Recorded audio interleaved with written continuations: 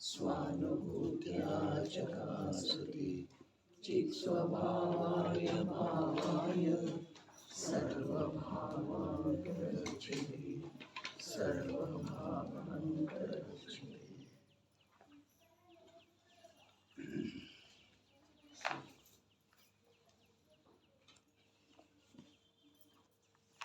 ಸಮಯ ಸಾರ ಪರಮಾನಂದ ಮೇಲೆ ಆಚಾರ್ಯ ಶ್ರೀ ಅಮೃತಚಂದ್ರ ದೇವ ವಿರಚಿತ ಆತ್ಮಖ್ಯಾತಿ ಟೀಕೆಯ ಮಧ್ಯದೊಳಗೂ ಉದ್ಬುದ್ಧಗೊಂಡಿರುವ ಕಲಶಗಳ ಮೇಲೆ ರಾಜಮಂಜಿ ಪಾಂಡೆಯವರು ಬರೆದಿರುವ ಬಾಲಬೋಧಿನಿ ಟೀಕೆಯ ಸ್ವಾಧ್ಯಾಯ ನಡೆದದ್ದೇ ಇದೆ. ನಿರ್ಜರ ಅಧಿಕಾರದ 5ನೇ ಕಲಶಿದೆ. ಸಮ್ಯಕ್ ದೃಷ್ಟಿ ಸ್ವಯಮಯಮಹಂ ಜಾತು ಬಂಧೋ ನ ಮೇ ಸ್ಯಾತ್ ಇತ್ಯುತ್ಥಾನೋತ್ಪುಲಕವದನಾ ರಾಗಿಣೋಪ್ಯಾಚರಂತು ಆಲಂಬಂತಾಂ ಸಮಿತಿ ಪರತಾಂ ತೇ ಯತೋದ್ಯಾಪಿ ಪಾಪಾ ಆತ್ಮಾನಾತ್ಮಾವಗಮವಿರಹಾತ್ ಸಂತಿ ಸಮ್ಯಕ್ತ್ವದೀಕ್ಷಾ. ಭಾವಾರ್ಥರೆ ಕೊನೆಯ ಭಾವಾರ್ಥವು ಈ ಪ್ರಕಾರವಿದೆ. ಯಾವ ಜೀವರುಗಳು ಪರ್ಯಾಯ ಮಾತ್ರದಲ್ಲಿ ರತರಾಗುತ್ತ ಪ್ರಗಟ ಮಿಥ್ಯಾದೃಷ್ಟಿ ಇದ್ದಾರೆ, ಅವರ ಪ್ರಕೃತಿಯ ಸ್ವಭಾವವು ನಾವು ಸಮ್ಯಕ್ ದೃಷ್ಟಿ ಇದ್ದೇವೆ, ನಮಗೆ ಕರ್ಮಗಳ ಬಂಧವಿಲ್ಲವೆಂದು ಮುಖದಿಂದ ಗರ್ಜಿಸುವಂಥದ್ದಿದೆ. ಅದೆಷ್ಟೋ ಮಿಥ್ಯಾದೃಷ್ಟಿಗಳು ಪ್ರಕೃತಿಯ ಸ್ವಭಾವದ ಕಾರಣವಾಗಿ ಮೌನವಾಗಿರುತ್ತಾರೆ ಮತ್ತು ಕೆಲವರು ಅಲ್ಪ ಮಾತನಾಡುತ್ತಾರೆ. ಇದೆಲ್ಲವೂ ಪ್ರಕೃತಿಯ ಸ್ವಭಾವ ಭೇದವಿದೆ. ನೋಡ್ರಿ, ಮಿಥ್ಯಾತ್ವ ಪ್ರಕೃತಿಯ ಸ್ವಭಾವದ್ದು ಭೇದದ ಇವೆಲ್ಲ. ಪರಮ ಆಶ್ಚರ್ಯದ ಮಾತು ಇದೆ. ಜೀವನಿಗೆ ಯಾವ ಪರ್ಯಾಯ ಬುದ್ಧಿ ಇದೆ, ಪರ್ಯಾಯದೊಳಗೆ ರತವಾಗಿ ಇರುವಂತಹ ರೂಢಿ ಅನಾದಿ ಕಾಲದ್ದು ಇದೆ. ಆ ರೂಢಿಯ ಬಲದಿಂದ ಅದು ಮಿಥ್ಯಾತ್ವದ ಸ್ವಭಾವ ಇದೆ, ಜೀವದ ಸ್ವಭಾವ ಅಲ್ಲ ಅಂಥೇಳಿ ಹೇಳಿದರೆ ತಿಳಿದು ಬರೋದು ಸಾಧ್ಯನ ಇಲ್ಲ. ಈ ರೀತಿ ನಮ್ದು ತಮ್ಮದ ಮನೋಭೂಮಿಕಾ ಜ್ಞಾನದ ಸ್ತರ ಈ ರೀತಿ ಆದಂತೆ ಇದೆ ರೀ. ಏನು ಮಾಡೋದ? ಮಿಥ್ಯಾತ್ವ ಪ್ರಕೃತಿಯ ಸ್ವಭಾವದ ಭೇದದವೆಲ್ಲ ಮಂದಕಶಾಹಿ ಇರೋದು. ಮಂದಕಶಾಹಿ ಇರೋದು ಯಾರೇನಂದ್ರೂ ಕೂಡ ಯಾವುದೇ ಪ್ರಕಾರದಿಂದ ಪ್ರತಿಕ್ರಿಯೆ ಮಾಡದೇ ಇರೋದು. ಮಿಥ್ಯಾತ್ವ ಪ್ರಕೃತಿ, ಮಿಥ್ಯಾತ್ವ ಸ್ವಭಾವದ ಪ್ರಕೃತಿಯ ಭೇದದವಂತೆ ಹೇಳ್ತಾ ಇದ್ದಾರೆ ನೋಡ್ರಿ. ಹಾಗಾದ್ರೆ ಇನ್ನು ಧರ್ಮವನ್ನು ಹೇಗೆ ತಿಳ್ಕೊಳ್ಳೋದ? ಇವೆಲ್ಲ ಮಿಥ್ಯಾತ್ವದ ಭೇದದವು, ಮಿಥ್ಯಾತ್ವದ ಪ್ರಕೃತಿ ಸ್ವಭಾವದ ಭೇದದವು. ನಮಗೇನು ಅನ್ನಿಸ್ತಿದೆ? ವಿಪರೀತ ಪ್ರವೃತ್ತಿ ಮನಸ್ಸಿನಿಂದ, ವಚನದಿಂದ, ಕಾಯದಿಂದ ಏನಾಗ್ತಿದೆನಾ ಅದು ವಿಪರೀತ ಅಂತೀವ್ರೆ ನಾವು. ಆದ್ರೆ ಯಾವುದ ಲೋಕದೊಳಗೆ ಸಜ್ಜನಿಕೆ, ಸರಳತೆ, ಧಾರ್ಮಿಕತೆ ಅನ್ನಿಸಿಕೊಳ್ತಿದೆ ಅಲ್ಲ, ಅದೆಲ್ಲ ಮಿಥ್ಯಾತ್ವದ ಪ್ರಕೃತಿಯ ಸ್ವಭಾವ. ಅಂದ ನಂತರ ಎಷ್ಟು ಗಂಭೀರತೆ, ಅರ್ಥಾತ್ ವಿಚಾರದೊಳಗೆ ಎಷ್ಟು ಸೂಕ್ಷ್ಮತೆ ಮತ್ತು ಆಳಕ್ಕೆ ಹೋಗುವಂಥ ಪ್ರಯತ್ನ, ಉದ್ಯಮ ನಮ್ಮದು ನಡಿಬೇಕು. ಅದನ್ನು ಒಂದಿಷ್ಟು ಲಕ್ಷ್ಯದೊಳಗೆ ತಂದುಕೊಳ್ಳಬೇಕ್ರಿ. ಆಟ ಆಡ್ತಾ ಆಡ್ತಾ ಧರ್ಮ ಆಗೋದಿಲ್ಲ. ಆಗ್ತಿದೆಯನ? ಅರೆ ವಿರುದ್ಧ ಮಾರ್ಗ ಇದೆ ರೀ. ಯಾವ ಮಾರ್ಗದಿಂದ ಅನಾದಿಯಿಂದ ಚಲನ ಮಾಡ್ತಾ ಇದ್ದೇವೆ, ಗಮನ ಮಾಡ್ತಾ ಇದ್ದೇವೆ, ಅದರಿಂದ ವಿರುದ್ಧ ಆಗೋದಿಲ್ಲ ಈಗ.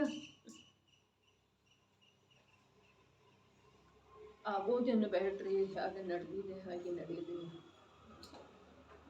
ನಿನ್ನೆ ಒಂದು ದೂರವಾಣಿಯ ಮೂಲಕ ಚರ್ಚೆ ಹೇಗೆ ನಡೆದಿದೆ ಹಾಗೆ ನಡೆಯೋದಿದೆ ಅನ್ನೋ ಬಗ್ಗೆ ಬಹಳಷ್ಟು ಚರ್ಚೆ ಆಯ್ತು ರೀ. ಒಂದು ರೀತಿಯಿಂದ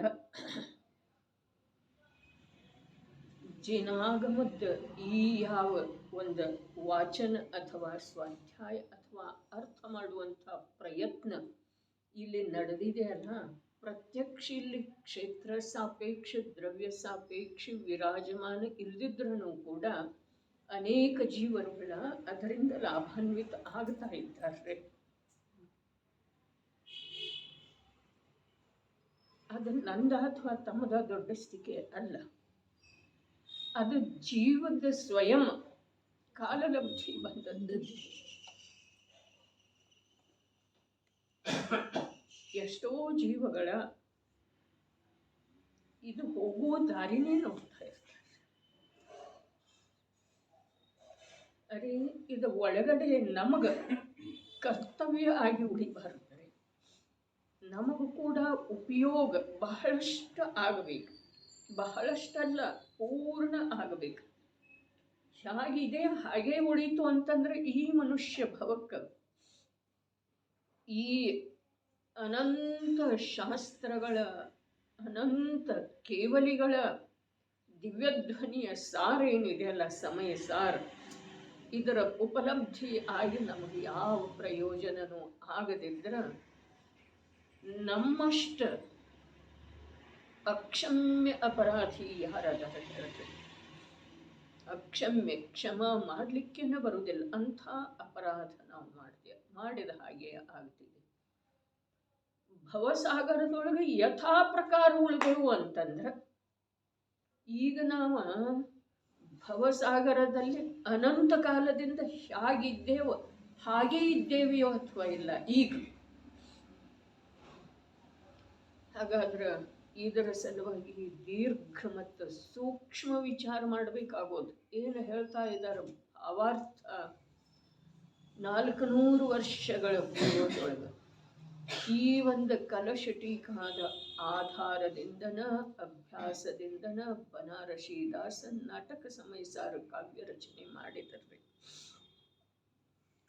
ಹಾಗಾದ್ರೆ ಈ ಪಾಂಡೆ ರಾಜಮಲ್ಲರ ಏನು ಭಾವಾರ್ಥ ಹೇಳ್ತಾ ಇದ್ದಾರಲ್ಲ, ಇದರದ್ದು ಅತ್ಯಂತ ಆಳವಾಗಿ ಏಕಾಂತದೊಳಗೆ ಕಲ್ಯಾಣಾಭಿಲಾಷಿಯಾಗಿ ಈ ದೇಹದ ಈ ಲೋಕದ ಸಂಪೂರ್ಣ ವಿಚಾರಗಳನ್ನು ಬಿಟ್ಟುಕೊಟ್ಟು ಇದರದ ವಿಚಾರ ಮಾಡಬೇಕಾಗೋದು. ಏನು ಹೇಳಿದ್ರು, ಮಿಥ್ಯಾತ್ವ ಪ್ರಕೃತಿಯ ಸ್ವಭಾವ ಇದೆ.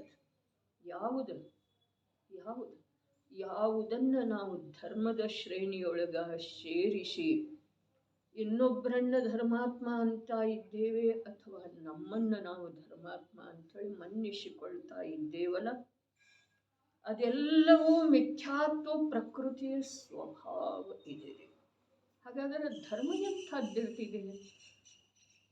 ಅಪ್ಪಾಜಿ ಹೇಳ್ತಿದ್ರು, ಯಾವುದು ಹೇಳಲಿಕ್ಕೆ ಬರುವುದಿಲ್ಲ, ಯಾವುದರ ಚರ್ಚೆ ಸಂಭವ ಇಲ್ಲ, ಯಾವುದರ ವಿಚಾರ ಕೂಡ ಸಂಭವ ಇಲ್ಲ. ಅರೆ ಪುರುಷಾರ್ಥ ಸಿದ್ಧಿ ಉಪಾಯದೊಳಗೆ ಇದೇ ಅಮೃತ ಚಂದ್ರಾಚಾರ್ಯ ದೇವ ಹೇಳಿದರು, ಸಪ್ತ ತತ್ವಗಳ ಸೂಕ್ಷ್ಮ ಅಭ್ಯಾಸದ ಮೂಲಕ ಯಥಾರ್ಥ ಶ್ರದ್ಧೆ ಮಾಡಿದ್ರೂ ಕೂಡ ಆತ್ಮನ ಅನುಭೂತಿಯಿಂದ ಬಾಹಿರ ಉಳಿದ ಜೀವ. ತತ್ವದ ಬರೀ ವ್ಯವಹಾರದಿಂದ ಶ್ರವಣ ವಾಚನ ಮಾಡಿದ ಅನ್ನೋ ಮಾತಿಲ್ಲ. ಜಿನೇಂದ್ರ ಪ್ರಣೀತ ಸಪ್ತ ತತ್ವಗಳಂತ ದೀರ್ಘ ಅಭ್ಯಾಸ, ಆಳವಾದ ಅಭ್ಯಾಸದಿಂದ ಸೂಕ್ಷ್ಮ ನಿರ್ಣಯ ಮಾಡಿದ, ಶ್ರದ್ಧಾ ಮಾಡಿದ, ಆದ್ರೂ ಕೂಡ ಆತ್ಮನ ಅನುಭೂತಿಯಿಂದ ಹೊರಗುಳಿದ. ಅಂದ್ರೆ ಜೀವ ಎಲ್ಲಿ ಉಳಿದ? ಈ ರಾಜಮಲ್ಲ ಪಾಂಡೆಯವರ ಪುಣ್ಯ ಪಾಪ ಅಧಿಕಾರದೊಳಗ 107, 108ನೇ ಕಲಶದ ಮೇಲೆ ಇಳಿದೊಳಗ ಸೂಕ್ಷ್ಮ ಅಂತರ್ಜಲ್ಪ ಅನ್ನೋ ಶಬ್ದ ಪ್ರಯೋಗ ಮಾಡಿದಾರಲ್ಲ. ಏನ ಬಾಹ್ಯ ಕ್ರಿಯಾ ಮತ್ತು ಸೂಕ್ಷ್ಮ ಅಂತರ್ಜಲ್ಪ ಬಹಿರ್ಜಲ್ಪ ಎಲ್ಲವೂ ಏನದವು ಅಂತಂದ್ರೆ ಇಲ್ಲಿಯ ಶಬ್ದದ ಅನುಸಾರ ಮಿಥ್ಯಾತ್ವ ಪ್ರಕೃತಿಯ ಸ್ವಭಾವ.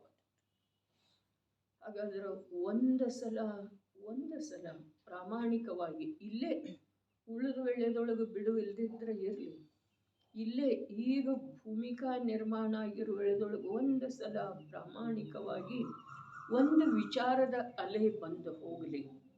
ಏನ? ಯಾವುದು ಮಿಥ್ಯಾತ್ವ ಪ್ರಕೃತಿಯ ಸ್ವಭಾವಿದೆಯೋ ಅದನ್ನೇ ಧರ್ಮ ಅಂಥೇಳಿ ಮನ್ನಿಸಿದರೆ ಮಿಥ್ಯಾತ್ವದ ನಾಶ ಯಾವಾಗ ಆಗೋದು? ಹೇಗಾಗೋದು? ಯಾರು ಮಾಡಿಕೊಡೋರು? ಸಹಾಯ ಯಾರು ಮಾಡೋರು? ಯಾವುದೋ ಒಂದು ಕಾರ್ಯ ಮಾಡಕತ್ರ 4 ಜನ ಸೇರಿ ಮಾಡಬಹುದು, ಒಬ್ಬರು ಇನ್ನೊಬ್ಬರಿಗೆ ಸಹಾಯಕರಾಗಬಹುದು. ಆದರೆ ಇಲ್ಲಿ ಸಹಾಯ ಯಾರು ಮಾಡೋರು? ಏನು ಹೇಳ್ತು ಇನ್ನೊಂದ್ಸಲ? ಯಾವುದು ಮಿಥ್ಯಾತ್ವ ಪ್ರಕೃತಿಯ ಸ್ವಭಾವ ಇದೆಯೋ ಅದರಲ್ಲೇ ಧರ್ಮದ ಕಲ್ಪನೆ ಮಾಡಿದೆವು ಅಂತಂದ್ರೆ, ಧರ್ಮ ಅಂಥೇಳಿ ಮನ್ನಿಸಿಕೊಂಡೆವು ಅಂತಂದ್ರೆ, ಆ ಮಿಥ್ಯಾತ್ವದ ನಾಶ ಯಾವುದರಿಂದ ಆಗೋದು? ಹೇಗಾಗೋದು? ಯಾವಾಗಾಗೋದು? ಯಾರು ನಮಗೆ ಅದನ್ನು ನಾಶ ಮಾಡುವಲ್ಲಿ ಸಹಾಯ ಮಾಡವ್ರಿ? ಸಾಕ್ಷಾತ್ ಸರ್ವಜ್ಞ ಪ್ರಭು. ಅತ್ಯಂತ ಉದಾತ್ತ ಅದರಲ್ಲ, ಅವರ ಪರಹಿತಕಾರಿ ಅದರಲ್ಲ. 3 ಲೋಕದ ಸಮಸ್ತ ಜೀವರುಗಳ ಹಿತ ಮಾಡುವಂಥವ್ರು ಅದರಲ್ಲ. ಮಾಡಿಕೊಡ್ಬಹುದೇನ್ರಿ ನಮಗವರ ಮಿಥ್ಯಾತ್ವದ ನಾಶ? ನಾನೇ ಮಾಡುವ ವೇಳೆದೊಳಗೆ ಅವ್ರು ಏನಾರೇ ಸ್ವಲ್ಪ ಸಹಾಯ ಮಾಡಬಹುದೇನ್ರಿ? ಅವರ ಕಡೆಗೆ ಎಷ್ಟು ಲಕ್ಷ್ಯ ಹೋಗ್ತಿದೆ ಅಲ್ಲ, ಅಷ್ಟು ನನ್ನ ಮಿಥ್ಯಾತ್ವವನ್ನು ಛೇದಿಸುವ ಕಾರ್ಯಕ್ಕೆ ವಿಳಂಬ ಆಗ್ತಿದೆ. ಉಳಿದವ್ರದ್ದಂತೂ ಮಾತೇ ಇಲ್ಲ. ಸರ್ವಜ್ಞ ಪ್ರಭುವಿನ ಮಾತ್ರೆ. ಯಾರು 3 ಲೋಕಕ್ಕ ಹಿತಕಾರಿ ಇದ್ದಾರೆ, ಪರಮ ದಯಾಳೂ ಇದ್ದಾರೆ, ಅವರ ನನಗ ಈ ಮಿಥ್ಯಾತ್ವದ ನಾಶ ಮಾಡುವಲ್ಲಿ ಸಹಾಯಕರಾಗಬಹುದೇನ? ಅವರನ್ನು ಸಹಾಯಕರಂಥೇಳಿ ಎಷ್ಟು ಸಮಯ ನಾನು ಅವರ ಕಡೆಗೆ ಆಶಯ ದೃಷ್ಟಿಯಿಂದ ಅವಲೋಕನೆ ಮಾಡ್ತೇನೋ ಅಷ್ಟು ಸಮಯ ನನ್ನ ಮಿಥ್ಯಾತ್ವದ ನಾಶ ನಾನು ಮಾಡುವುದರಲ್ಲಿ ವಿಳಂಬ ಆಗ್ತಿದೆ. ಅದೇ ಜೀವನ ಅಲ್ಪ ಇದೆ, ಕಾರ್ಯ ಹೇಗಿದೆ ಹಾಗೆ ಅನಂತ ಕಾಲದಿಂದ ಉಳ್ಕೊಂಡು ಬರ್ತಾ ಇದೆ, ಆಗ್ತಾ ಇಲ್ಲ. ಸ್ವಾಧ್ಯಾಯ ಆಯಿತು, ಚರ್ಚೆ ಆಯಿತು, ಭಕ್ತಿ ಆಯಿತು, ಭಜನೆ ಆಯಿತು, ಪೂಜೆ ಆಯಿತು, ಮಂದಿರ ನಿರ್ಮಾಣ ಆಯಿತು, ಪಂಚ ಕಲ್ಯಾಣಿಕ ಆಯಿತು. ಏನಾಯಿತು? ಅದೆಲ್ಲ ಅನೇಕ ಬಾರಿ ಆದದ್ದೇ ಆಗಿದೆ ರೀ. ಆಗದೇ ಇರುವ ಕಾರ್ಯ ಆಗಲೇ ಇಲ್ಲ. ಯಾಕೆ ಅಂತಂದ್ರೆ ಅದರ ಕಡೆಗೆ ನಮ್ದು ರುಚಿ ಇಲ್ಲ, ಸಾವಧಾನತೆ ಇಲ್ಲ, ನಾವು ಅದರಲ್ಲೇ ತೃಪ್ತದೇವು. ಅರೆ ಒಂದು ಪರಮ ಸತ್ಯ ಕಟು ಮಾತು ಏನಿದೆ ಅಂತಂದ್ರೆ, ಎಷ್ಟು ನಾವು ಧರ್ಮದ ಬಾಹ್ಯಾಚರಣೆಯಲ್ಲಿ ತೃಪ್ತಿಯ ಅನುಭವ ಮಾಡ್ತೀವಿಯೋ ಅಷ್ಟು ನಮ್ಮ ಕಾರ್ಯ ಮಾಡುವುದರಿಂದ ನಾವು ನಿಷ್ಫಲ ಮತ್ತು ನಿಸ್ಸತ್ವ ಆಗ್ತೇವ್ರಿ. ಕಾರ್ಯ ಮಾಡುವುದರಲ್ಲಿ ನಮ್ಮದು ಫಲಿಸುವುದಿಲ್ಲ, ನಮ್ಮ ಪ್ರವೃತ್ತಿ ಒಂದು, ಮತ್ತು ನಮ್ಮದು ಸತ್ವ ಶಕ್ತಿಯೆಲ್ಲ ಅಲ್ಲಿ ಕಳೆದು ಹೋಗ್ತಾ ಇದೆ. ಈ ಜೀವನ ಹೋಗ್ತಾ ಇದೆ, ಕ್ಷಣ ಕ್ಷಣಕ್ಕೆ ಸಮಯಕ್ಕೆ ಸರಿತಾ ಇದೆ, ಜಾರಿ ಹೋಗ್ತಾ ಇದೆ. ಅಂಜುಲಿ ಜಲ್ ಸಂಜವಾನಿ ಕ್ಷೀಣ ಹೋತಿ ಜಾರಹಿ, ಪ್ರತ್ಯೇಕ ಫಲ ಜರ ಜರ ನಜದೀಕ ಆತಿ ಜಾರಹಿ. ಕಿಂತು ಆದರೆ ಏನಿದೆ, ಸಮಯಕ್ಕ ವಿಷಯೇಚ್ಛೆ ತರುಣ ಹೋತಿ ಜಾರಹಿ. ವಿಚಾರ ಮಾಡೋದ್ರಿ, ಒಂದು ಸ್ವಲ್ಪ ಅವಲೋಕನೇನೂ ಮಾಡೋದು ಆ ಕಡೆ ಈ ಕಡೆ. ಈ ಜಿನವಾಣಿಯ ವಾಚನದ ಕಾರ್ಯದೊಳಗೂ ಕೂಡ ನಮ್ಮಲ್ಲೇ ಎಷ್ಟು ಸಾವಧಾನತೆ ಇದೆ, ಅರೆ ಎಷ್ಟು ಬೇಪರವಾಹ ಇದೆ ರೀ. ಭಾಷ್ಯದ ಕಾರ್ಯದೊಳಗೂ ಕೂಡ ಇಷ್ಟು ಬೇಪರವಾ ಇರುವೆಳೆದೊಳಗ ಅಂತರಂಗದ ಕಾರ್ಯ ಇಲ್ಲಂತೂ ಅನಾದಿ ಕಾಲದ ಅಭ್ಯಾಸ ಇದೆ, ರೂಢಿ ಇದೆ, ಪರಿಚಯ ಇದೆ, ಆದ್ರೂ ಬೇಪರವಾ. ಅದೇನು ನೋಡ್ರಿ, ಆ ಬೇಪರವಾತನ ಪರಿವೇ ಇಲ್ಲದೆ ಇರುವಿಕೆ ಏನಿದೆ, ಅದು ವಾಸ್ತವಿಕವಾಗಿ ನಮಗ ಧರ್ಮದ ಉಪಲಬ್ಧಿ ಅಥವಾ ಧರ್ಮದ ಜ್ಞಾನ ಆಗುವ ಸಮಯ ಇನ್ನೂ ಬಂದಿಲ್ಲ ಅನ್ನುವುದರ ಸೂಚಕ ಇದೆ. ಭಾಷೆಯ ಜ್ಞಾನ ಇಲ್ಲದೆ ಹೋಗೋದು ಅಪರಾಧ ಅಲ್ರಿ. ಒಂದೊಂದೇ ಅಕ್ಷರ ಜೋಡಿಸಿ ಹೋದ್ರೆ, ಒಂದು ಚಿಕ್ಕ ಪ್ಯಾರ ಹೋದರೆ, ಇಲ್ಲ ನಾನು ನಾಳೆ ಓದ್ತೇನೆ ಅಂಥೇಳಿ ಹೇಳ್ರಿ. ಆದ್ರೆ ಅಶುದ್ಧ ಶುದ್ಧ ಪರಿವೇ ಇಲ್ಲದನ್ನ ಓದೋದ, ಭ್ರಾಂತಿಯಿಂದ ಮುಂದೆ ಹೋಗೋದ. ಎಷ್ಟು ಭ್ರಾಂತಿ ಆತ್ಮ ಕಲ್ಯಾಣಕ್ಕೆ ನಿಮಿತ್ತವಿರುವಂಥ ಸಂಯೋಗಗಳ ಕುರಿತಾಗಿ ಅಥವಾ ಸಾಧನ ಕುರಿತಾಗಿ ಎಷ್ಟು ಉಳಿತಿದೆಯೋ ಭ್ರಾಂತಿ ಪರವಾರಹಿತತೆ, ಅದರ ಅನಂತ ಗುಣಿತ ಅಲ್ಲಿ ಭ್ರಾಂತಿಯ ದೃಢತೆ ಆಗ್ತಿದೆ. ನಾನು ವಾಚನ ಮಾಡಿಸ್ತಾ ಇರೋದ ಅಥವಾ ಇಲ್ಲಿ ತಾವು ಶ್ರದ್ಧೆಯಿಂದ ವಾಚನ ಮಾಡಲಿಕ್ಕೆ ಮುಂದಾಗ್ತಾ ಇರೋದ ಉಜ್ವಲ ಭವಿಷ್ಯದ ಸಲುವಾಗಿದೆ. ನಾಲಿಗೆಯಿಂದ ಹೇಗಿದೆಯೋ ಆಚಾರ್ಯ ಪ್ರಣೀತ ಜ್ಞಾನಿಗಳಿಂದ ವ್ಯಾಖ್ಯಾತ ವಚನಗಳು ಹೇಗಿದಾವೆಯೋ ಹಾಗೆ ಈ ಮಲಿನ ನಾಲಿಗೆ ಒಂದು ಸಲ ಉಚ್ಚರಿಸಿ ಶುದ್ಧ ಆಗಲಿ ಅನ್ನುವ ಉದ್ದೇಶ ಇದೆ. ಈ ನಾಲಿಗೆ ಅತ್ಯಂತ ಮಲಿನ ಇದೆ. ಇದೇನಿಲ್ಲ, ಕಷಾಯ ಪೂರಿತ ಶಬ್ದಗಳನ್ನ ನಿರಂತರ ಬಳಸ್ತಾ ಇರ್ತಿದೆ ನಾಲಿಗೆ. ಮತ್ತ ವಿಷಯದ ಪೋಷಣೆಯನ್ನು ಮಾಡ್ತಾ ಇರ್ತಿದೆ, ರಸನೇಂದ್ರಿಯದ ಪೋಷಣೆಯನ್ನು. ಅದರ ಸಲುವಾಗಿ ಅದಕ್ಕೆ ಒಂದು ಸ್ವಲ್ಪರೇ ಒಳ್ಳೆಯ ಅವಕಾಶ ಸಿಕ್ಕು ಒಂದು ಸ್ವಲ್ಪ ಅದು ಪವಿತ್ರ ಆಗಲಿ ಅನ್ನುವ ಭಾವ ಇದೆ. ವಾಚನ ಮಾಡುವ ಕಾರ್ಯ ಒಂದು ತಮಗೆ ಲಕ್ಷ್ಯದೊಳಗೆ ತಗೊಳ್ರಿ. ಅದರೊಳಗೆ ಯಾವ ದೊಡ್ಡಸ್ತಿಕೆ ಇರುವುದಿಲ್ಲ, ಯಾವುದೇ ಪ್ರಕಾರದ ಅಭಿಮಾನದ ಪೋಷಣೆ ಅಥವಾ ದೋಷದ ಸ್ಪಷ್ಟೀಕರಣ, ದೋಷ ಎತ್ತಿ ಹೇಳೋದ ಇಲ್ಲಿ ಉದ್ದೇಶ ಇಲ್ಲ. ಒಂದು ಮಾತು ನಾನು ಹೇಳ್ತಾ ಇದ್ದೇನೆ ಇವತ್ತು ಈ ಕ್ಷಣದಲ್ಲಿ, ಜಿನವಾಣಿಯ ವಾಚನ ಅರ್ಥಾತ್ ಸಾಕ್ಷಾತ್ ಸರ್ವಜ್ಞ ಪ್ರಭುವಿನ ಕಾರ್ಯ ಇದೆ. ಅವರ ಸರ್ವಾಂಗದಿಂದ ಮಾಡಿದರೂ ನಾವು ಆತ್ಮ ಸನ್ಮುಖ ಜ್ಞಾನದ ಜಾಗೃತತೆಯಿಂದ ಮಾಡೋದು. ಉದ್ಗಲನ ಇದ್ವಲ್ಲ, ಅಲ್ಲಿಯೂ ಕಾರ್ಯ ಭಾಷಾವರ್ಗಣನ ಕಾರ್ಯ ಮಾಡಿದ್ವಲ್ಲ, ಎಲ್ಲಿ ದಿವ್ಯಧ್ವನಿ ರೂಪದಿಂದ. ತೀರ್ಥಂಕರ ನಾಮ ಕರ್ಮ ಏನಿದೆ ಅರ್ಥಾತ್ ಕರ್ಮ, ಆ ಕರ್ಮವೇ ಭಾಷಾವರ್ಗನ ರೂಪದಿಂದ ದಿವ್ಯಧ್ವನಿ ರೂಪದಿಂದ ಪರಿಣಮಿಸುತ್ತದೆ. ಹಾಗಾದ್ರೆ ಆ ತ್ರಿಲೋಕ ಪೂಜ್ಯ ಅರೆ ತೀರ್ಥಂಕರ ನಾಮ ಕರ್ಮ ಪುದ್ಗಲ ಇರುವ ವೇಳೆದೊಳಗೂ ಕೂಡ ಅದು ಎಲ್ಲರಿಗೂ ಲಭಿಸುವುದಿಲ್ಲಲ್ಲ, ಎಲ್ಲರಿಗೂ ಆಗ್ತಿದೆ. ಅದಕ್ಕೆ ಕರ್ಮದ ಸ್ವರೂಪ ಹೇಳುವ ವೇಳೆದೊಳಗ ಕೆಲವು ಕರ್ಮಂತೂ ಅದಾವ, ಆದರೆ ಎಲ್ಲ ಜೀವಗಳಿಗೆ ಬಂಧ ಅವುಗಳತ್ತ ಆಗುವುದಿಲ್ಲ. ಅದರಲ್ಲಿ ತೀರ್ಥಂಕರ ನಾಮಕರ್ಮನೂ ಒಂದಿದೆ. ಹಾಗಾದ್ರೆ ಆ ತೀರ್ಥಂಕರ ನಾಮ ಕರ್ಮ ಅರೆ ಅದು ಬಂಧ ಯಾವ ಜೀವಕ್ಕಾಗಿದೆ, ಯಾವ ರೀತಿಯಿಂದಾಗಿದೆ, ಯಾವ ಜ್ಞಾನದ ಪರಿಣಮನದ ಭೂಮಿಕೆಯ ನಿಮಿತ್ತ ಪಡೆದಾಗಿದೆ. ಇಲ್ಲಿ ಸರ್ವಹಿತಕಾರಿ ಮೂರು ಲೋಕದ ಸಮಸ್ತ ಜೀವರುಗಳ ಕಲ್ಯಾಣದಲ್ಲಿ ನಿಮಿತ್ತ ಆಗುವಂಥ ಆ ತೀರ್ಥಂಕರರ ಆ ನಾಮಕರ್ಮದ ಬಂಧೇನಾಯ್ತಲ್ಲ, ಆ ವೇಳೆದೊಳಗೆ ಅಬುದ್ಧಿಪೂರ್ವಕ ಅವರದ ಭಾವ ಹೀಗೆ ಇರ್ತಾರೆ. ಯಾಗ ಮೂರು ಲೋಕದ ಸಮಸ್ತ ಜೀವರುಗಳ ತಮ್ಮ ತಮ್ಮ ಆತ್ಮಸ್ವರೂಪವನ್ನು, ನಿಜ ಸ್ವರೂಪವನ್ನು ತಿಳಿದುಕೊಂಡು ಸುಖಿಯಾಗಲಿ. ಲೋಕದೊಳಗೆ ಖ್ಯಾತಿ ಪ್ರಾಪ್ತ ಮಾಡಿಕೊಳ್ಳಿ ಅನ್ನೋ ಮಾತು ಇರಲಿಲ್ಲ ಅಲ್ಲಿ. ಯಾಕೆ ಅಂತಂದ್ರೆ ಅವರಿಗೆ ಯಾವ ಅರ್ಹಂತಾವಸ್ಥೆ ಪ್ರಾಪ್ತ ಆದ ನಂತರ ಆ ನಾಮಕರ್ಮದ ಉದಯ ಬಂದಿದೆಯಲ್ಲ, ಅದೇ ಅವರಿಗೆ ಅರ್ಹಂತ ಅವಸ್ಥೆ ಪ್ರಾಪ್ತ ಆದ ನಂತರ ಆ ನಾಮಕರ್ಮದ ಉದಯ ಬಂದಿದೆಯಲ್ಲ.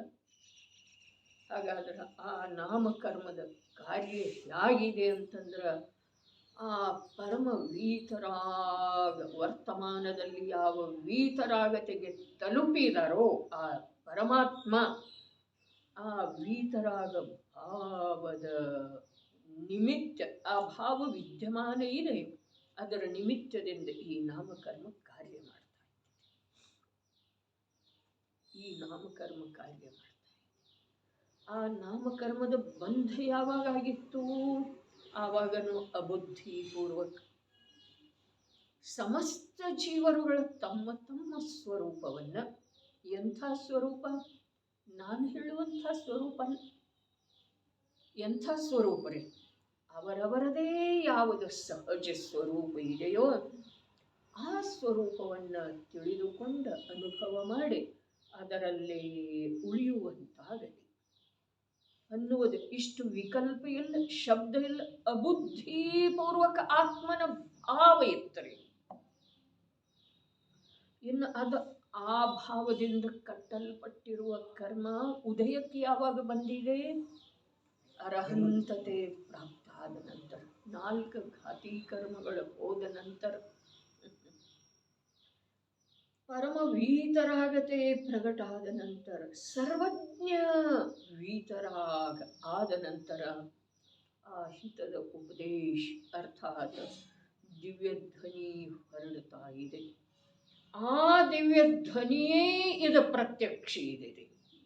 ಹಾಗಾದ್ರೆ ಇದನ್ನ ಓದುವಂಥವ ಸಾಕ್ಷಾತ್ ತೀರ್ಥಂಕರ ನಾಮ ಕರ್ಮದ ಉದಯದಲ್ಲಿ ವೀತರಾಗ ಸರ್ವಜ್ಞ ಅರಹಂತ ಪ್ರಭುಗಳ ವಿದ್ಯಮಾನತೆಯೊಳಗ ಯಾವ ಭಾಷಾ ವರ್ಗಣಗಳ ಪರಿಣಮಿಸಿದವೆಯೋ ಆ ಪರಿಣಮನ ಇಲ್ಲಿ ನಮ್ಮ ಎದುರಿಗಿದೆ ಅಂದ ಮೇಲೆ ನಾವು ಎಷ್ಟು ಎಚ್ಚರಪೂರ್ವಕ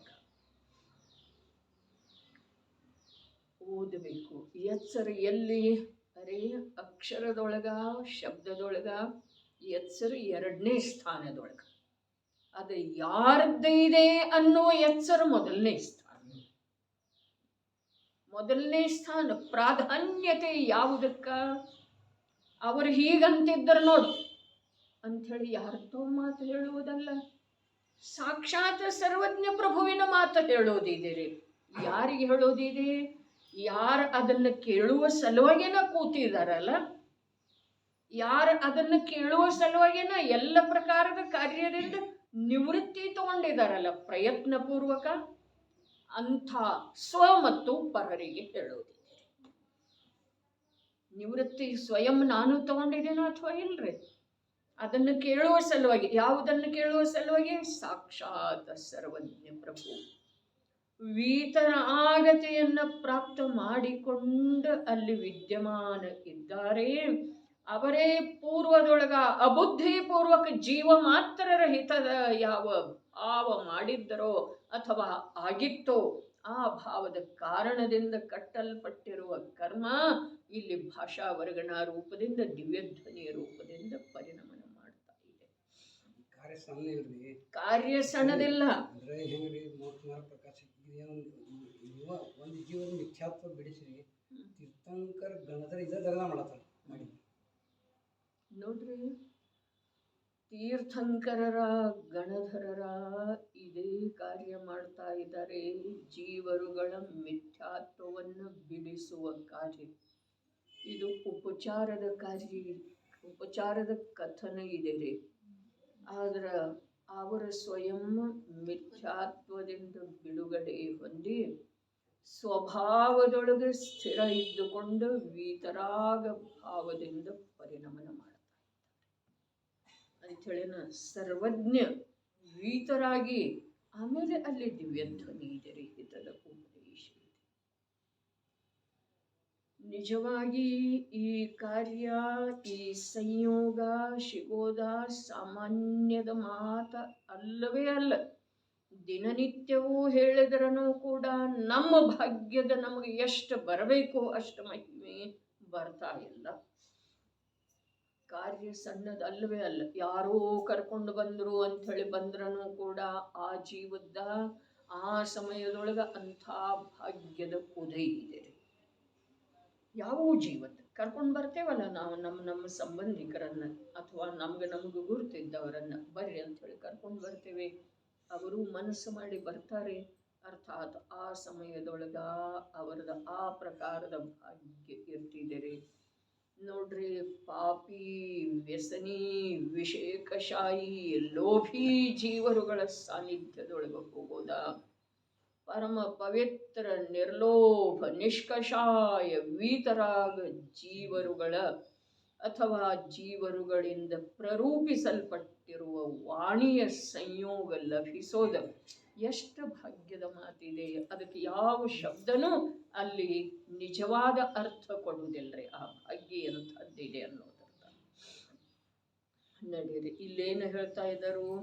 ಅದೆಷ್ಟೋ ಮಿಥ್ಯಾ ದೃಷ್ಟಿಗಳು ನಿಜವಾಗಿ ಬಹಳ ಅದ್ಭುತ. ಯಾವ ಜೀವರುಗಳು, ಭಾವಾರ್ಥಿ ಪ್ರಕಾರ ಇದೆ, ಯಾವ ಜೀವರುಗಳು ಪರ್ಯಾಯ ಮಾತ್ರದಲ್ಲಿ ರತರಾಗುತ್ತಾ, ಅರೆ ಪರ್ಯಾಯ ಮಾತ್ರದಲ್ಲಿ ನೋಡ್ರಿ, ಪರ್ಯಾಯ ಇಂಥದ್ದೇ ಇರ್ತಿದೆ. ಜೀವದ್ದನ ಮಿಥ್ಯಾತ್ವ ಪ್ರಕೃತಿ ಪ್ರಗಟ ಮಿಥ್ಯಾ ದೃಷ್ಟಿ ಇದ್ದಾರೆ ಅಂಥೇಳಿ ಹೇಳಿದರೆ, ಯಾರ ಪರ್ಯಾಯದಲ್ಲಿ ರತ ಇದ್ದಾರೋ ಅವರು ಆ ಪರ್ಯಾಯದ ಸ್ವಭಾವ, ಮಿಥ್ಯಾತ್ವ ಪ್ರಕೃತಿ ರೂಪ ಪರ್ಯಾಯದ ಸ್ವಭಾವ ಎಂಥದ್ದಿರ್ತಿದೆ ಅಂತಂದ್ರೆ ಸಾಕ್ಷಾತ್ 7ನೇ ನರಕಕ್ಕೆ ಒಯ್ಯುವಂಥದ್ದನ್ನು ಇರ್ತಿದೆ, 9ನೇ ಗ್ರೈವೇಯಕಕ್ಕೆ ಕೊಂಡೊಯ್ಯುವಂಥದ್ದನ್ನು ಇರ್ತಿದೆ. ಅದು ಎರಡೂ ಏನಿದೆ? ಮಿಥ್ಯಾತ್ವದ ಪ್ರಕೃತಿ ಸ್ವಭಾವ. ಅದರೊಳಗೆ ಧರ್ಮದ ಮಾತ್ರ ಇಲ್ಲವೇ ಇಲ್ಲರಿ.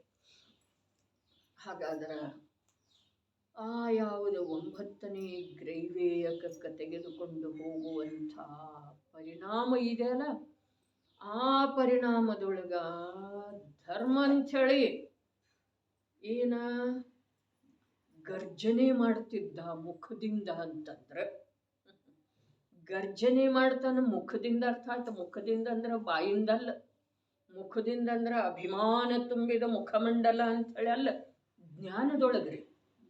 ಜ್ಞಾನದೊಳಗ ಅನುಭವದೊಳಗ ಗರ್ಜನೆ ಮಾಡ್ತಾ ಇದ್ದಾನೆ. ಯಾವುದರ ಸಲುವಾಗಿ? ಮಿಥ್ಯಾತ್ವ ಪ್ರಕೃತಿಯೊಳಗನ ಯಾವ 9ನೇ ಗ್ರೈವೇಯಕ ಯೋಗ್ಯ. ಅರೇ, ನಮ್ಮ ಲಕ್ಷ್ಯದೊಳಗೆ ಬರೋದು ಬಹಳ ಕಠಿಣ. ದ್ರವ್ಯಲಿಂಗಿ ಮಹಾಮುನಿ ಆಗಿ ನಾನು, ಅರ್ಥಾತ್ ಈ ಜೀವ ಆ ಪ್ರಕಾರ ಮುಖದಿಂದ ಗರ್ಜನೆ ಮಾಡಿ 9ನೇ ಗ್ರೈವೇಯಕಕ್ಕಂತೂ ಹೋದ. ಯಾವುದರಿಂದ? ಮಿಥ್ಯಾತ್ವದಿಂದ ಹೋದೆನ? ಮಿಥ್ಯಾತ್ವದಿಂದ ಹೋದೆನ್ರಿ. ಮಿಥ್ಯಾತ್ವ ಪ್ರಕೃತಿಯ ಸ್ವಭಾವ ರೂಪದ ಮಂದ ಕಷಾಯದಿಂದ. ಆದ್ರೆ ಆ ಮಂದ ಕಷಾಯದ ಫಲ ಆ ಒಂದು ಭವದೊಳಗೆ ಫಲದ 31 ಸಾಗರ ಇರಲಿರಿ. ಅಲ್ಲಿ ಪೂರ್ಣ ಆದ ನಂತರ ಆ ಮಿಥ್ಯಾತ್ವದ ಪ್ರಕೃತಿಯ ಫಲ ಪ್ರತ್ಯಕ್ಷ ಶುರುವಾಗ್ತಿದೆ. ಏನು ಶುರುವಾಗ್ತಿದೆ? ನಿಗೋದಾವಾಸ. ನಿಗೋದಾವಾಸ. ಅರೆ, ಬಹಳಷ್ಟು ತಿಳಿಯುವ ಅವಶ್ಯಕತೆ ಇಲ್ಲ. ಟೋಡರ್ಮಲ್ಜಿ ಹೇಳಿದರು, ಜ್ಞಾನದ ಕ್ಷಯೋಕ್ಷಮ ಅಧಿಕ ಇರುವ ಅವಶ್ಯಕತೆ ಇಲ್ಲ. ಆದ್ರೆ ಜ್ಞಾನದೊಳಗ ಸತ್ಯ ತಿಳಿಯೋದು ಅವಶ್ಯಕ ಇದೆ, ಯಥಾರ್ಥ ತಿಳಿಯೋದು ಅವಶ್ಯಕ ಇದೆ, ಹೇಗಿದೆಯೋ ಹಾಗೆ ತಿಳಿಯೋದರ ಅವಶ್ಯಕತೆ ಇದೆ. ಅದರ ಸಲುವಾಗಿ 3 ಲೋಕದೊಳಗೆ ಸಮ್ಯಕ್ ದರ್ಶನ, ಸಮ್ಯಕ್ ಜ್ಞಾನ, ಸಮ್ಯಕ್ ಚಾರಿತ್ರಕ ಯಾವ ಒಂದು ಬೆಲೆ ಪ್ರಾಪ್ತ ಇದೆಯಲ್ಲ, ಅದು ಯಾವುದಕ್ಕೂ ಎಂದೂ ಯಾವುದೇ ಕಾರಣದಿಂದ ಸಿಗೋದು ಸಾಧ್ಯ ಅಲ್ರಿ. ಉತ್ಕೃಷ್ಟ ಶುಭ ಪರಿಣಾಮದ ಫಲ 9ನೇ ಗ್ರೈವೇಯಕ.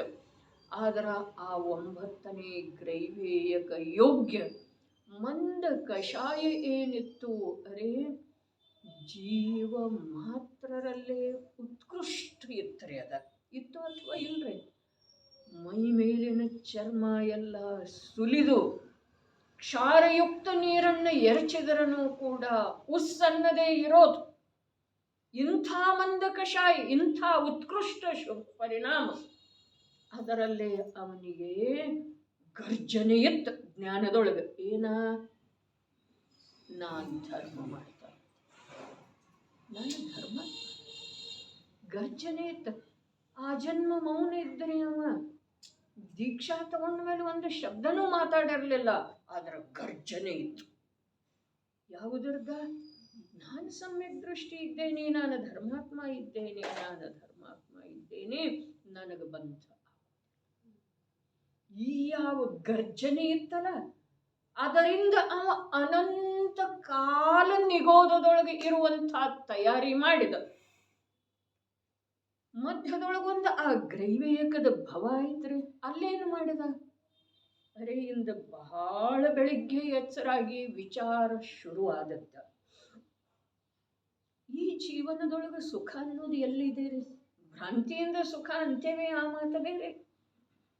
ಉಡುವುದರೊಳಗೆ ಸುಖ ಇದೇನ, ಆಕುಲತೆ ಇದೆ, ಇದು ಬೇಡ, ಇದು ಬೇಕು, ತಿನ್ಬೇಕು, ವಿಶ್ರಾಂತಿ ಮಾಡಬೇಕು, ಮಾತಾಡಬೇಕು ದೂರವಾಣಿಯ ಮೂಲಕ ಯಾರ ಜೊತೆಗೆ, ನೋಡಬೇಕು, ಓಡಾಡಬೇಕು, ಆರೋಗ್ಯ ಕಾಯ್ಕೊಳ್ಬೇಕು. ಏನೇನು ಭಾವಗಳದವು ಅವೆಲ್ಲ ಆಕುಲತೆಯ ಆಗರ ಪ್ರತ್ಯಕ್ಷ ಇದ್ರೂ ಕೂಡ ಅವುಗಳಲ್ಲಿ ಸುಖ ಅಂಥೇಳಿ, ಕರ್ತವ್ಯ ಅಂಥೇಳಿ, ಸುಖ ಅಂಥೇಳಿ ಇರಲಿ, ಅದು ನಮ್ಮ ಬುದ್ಧಿಗೆ ನಿಲುಕದಿದ್ದರೆ ಇರಲಿ, ಕರ್ತವ್ಯ ಅಂಥೇಳಿ ಡಾಕ್ಟರ್ ಹೇಳಿದ್ದಾರೆ. ಅರೆ ಅಭಿಪ್ರಾಯದ ಮಾತು ಹೇಳ್ತಾ ಇದ್ದೇನೆ, ನಾ ಕಾರ್ಯ ನಾವು ಮಾಡೋ ಸಾಧ್ಯ ಇಲ್ಲ, ಅದು ಆಗ್ತಾ ಇರ್ತೈತ್ರಿ. ಆದ್ರೆ ಅಭಿಪ್ರಾಯದೊಳಗೆ ಬದಲಾವಣೆ ಆದ್ರೆ ಕೇಳ್ರಲ್ಲೇ, ಆಗೋದನೇ ಇಲ್ಲ. ಮಹಾವ್ರತಿಗಿಂತ ದೃಢ ದೇವ್ರಿ ನಾವು. ಮಿಥ್ಯಾತ್ವದ ದೃಢತೆಗೆ ಮಹಾವ್ರತದ ದೃಢತೆ ಎಲ್ಲಿ ಹಚ್ಚೋದ್ರಿ? ಅದು ಎಲ್ಲಿ ಒಂದು ಅಂಶ ಕೂಡ ಆಗೋದಿಲ್ಲ ಅಂಥೇಳಿ, ಅದು ಏನೂ ಇಲ್ಲ. ಎಷ್ಟು ಹಾರಾಡಿದ್ರೂ ಕೂಡ ಮತ್ತೆ ನೆಲಕ್ಕೆ ಬಂದು ಬಿತ್ತರೆ ಅಂಥೇಳನೆ ಇಡೀ ವಿಶ್ವವನ್ನು ಜಯಿಸಿ ಮದೋನ್ಮತ್ತವಾದ ಆಶ್ರವು. ಆಶ್ರಮ ಏನಿದೆ, ಜೀವದ ಭಾವಿದೆ, ಅಲ್ಲಿ ಮದೋನ್ಮತ್ತ ಐತ್ರಿ. ಅದ ಎಲ್ಲಿ? ಪಂಚಮಹಾವ್ರತದ ಪರಿಪಾಲನೆ. ಅರೇ ಉಳದ ಮದದ್ದಂತೂ ಮಾತ ಇಲ್ಲ, ಅದೇನು ಸಂಯೋಗಕೃತ ಇದೆ ರೀ. ಧನಮದ, ಬಲಮದ, ಇವೆಲ್ಲ ರೂಪಮದ, ಇವೇನದು ಸಂಯೋಗಕೃತ ಅದಾವ. ಸ್ವಲ್ಪ ಸಮಯದೊಳಗನ ವಿರುದ್ಧ ರೂಪ ಧಾರಣ ಮಾಡ್ತಾವ್ರಿ. ವಿರುದ್ಧ ರೂಪ. ಏನ್ ನಾವೆಲ್ಲ ಮಸ್ತ ಮಾಡ್ತಿದ್ದೇವು, ಖರೆ ಖರೆ ಅಂದು ಬಿಡ್ತಾರೆ. ಅಂದ್ರನ ಇದರ ಅರ್ಥ ಏನ? ಅಲ್ಲಿ ಅಭಿಮಾನ ಎಲ್ಲ ಗಳಿತಾಳಿ ಹೋದಂತೆ ಇದೆ. ಆದ್ರೆ ಇಲ್ಲಿ ಅಭಿಮಾನ ಗಳಿತಾಗೋದಿಲ್ರಿ. ಅರೇ ಮೈ ಮೇಲಿನ ಚರ್ಮ ಎಲ್ಲ ಸುಲದ ಕ್ಷಾರಯುಕ್ತ ನೀರನ್ನು ಎರಚಿದ್ರನು ಉಸ್ ಅನ್ನೋದಿಲ್ಲ. ಎಷ್ಟು ಅಲ್ಲಿ ಅಭಿಮಾನ, ಮದೋನ್ಮತ್ತತೆ, ಆಶ್ರವದ ಭಾವ ಭರತಬಾಯಿ. ಅದು ಮದೋನ್ಮತ್ತತೆ, ಆಶ್ರವ ಮದೋನ್ಮತ್ತಾಗಿದೆ. ಸಂವರ ನಿಜವಾಗಿ ಧೈರ್ಯದಿಂದ ತನ್ನ ಬಲದ ಪ್ರಯೋಗ ಮಾಡಿ ಆ ಆಶ್ರವವನ್ನ ಪರಾಜಿತಗೊಳಿಸ್ತಿದೆ.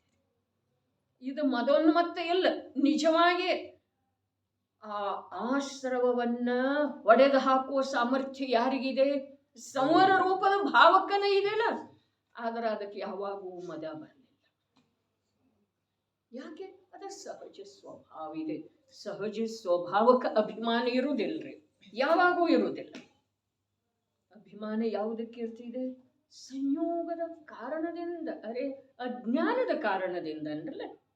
ಏಗೋಮೇ ಸಸ್ಸದೋ ಅಪ್ಪ ನಾಣ ದಂಸಣ ಲಕ್ಷಣೋ ಸೇಸಾಮೇ ಬಾಹಿರ ಭಾವ ಸವ್ಯೇ ಸಂಯೋಗ ಲಕ್ಷಣ. ಸಂಯೋಗ, ಭಾವದ ಸಂಯೋಗ. ಅಜ್ಞಾನ ಭಲೆ ಅನಾದಿಯಿಂದ ಇದೆ, ಆದರೆ ಅದ ಸಂಯೋಗಿ ಭಾವನೆ ಇದೆ ರೀ. ಮೊದಲ ಅವನಿಗೆ ಇರಲಿಲ್ಲ, ಹೀಗಿದೆ ಅಂದ್ರೆ ಮೊದಲಿನಿಂದನೇ ಇದೆಯಲ್ಲ ಅಜ್ಞಾನ ಜೀವದ್ದ, ಹೌದೇನಿಲ್ರಿ? ಹಾಗಾದ್ರೆ ಅದನ್ನ ಅಸಂಯೋಗಿ ಭಾವ ಅನ್ನೋದೇನ್ರಿ? ಯಾವುದು ಬರ್ತಿದೆ ಹೋಗ್ತಿದೆ ಅದಕ್ಕೆ ಸಂಯೋಗಿ ಅನ್ನೋದು. ಮತ್ತೆ ಅದು ಮೊದಲಿನಿಂದನೇ ಇದೆಯಲ್ಲ ಅಜ್ಞಾನ ರೀ, ಕೊಡ್ಚವಾಡ. ಹಾಗಾದ್ರೆ ಅದನ್ನ ಅಸಂಯೋಗಿ ಭಾವ ಅನ್ನೋದೇನ್ರಿ? ಏನು ಸಂಯೋಗಿ ಭಾವದ ಶ್ರೇಣಿಯೊಳಗೆ ಹೋಗ್ತಿದೆ ಅದು ಅಜ್ಞಾನ ಭಾವ. ಶಶಿಕಾಂತ್ ಏನಿದೆ ಅದು? ಅಸಂಯೋಗಿ ಭಾವ ಇದೆ, ಸಂಯೋಗದ ಶ್ರೇಣಿಯೊಳಗನ ಹೋಗ್ತಿದೆ. ಯಾಕೆ? ಅನಾದಿಯಿಂದ ಇದೆ, ಅನಾದಿಯಿಂದ ಇದೆ. ಅರೇ ಅನಾದಿಯಿಂದ ಇದ್ರೂ ಕೂಡ ಜ್ಞಾನ ಮೊದಲು ಇರುವುದರಿಂದನ ಅಜ್ಞಾನ ಅಲ್ಲಿ ಪ್ರವೇಶ ಮಾಡಿದೆ. ಜ್ಞಾನ ಇಲ್ಲದೆ ಹೋದ್ರೆ ಅರೇ ಅಜ್ಞಾನ ಶಬ್ದ ಯಾರನ್ನ ಸೂಚಿಸ್ತಿದೆ? ಜ್ಞಾನವನ್ನರೇ.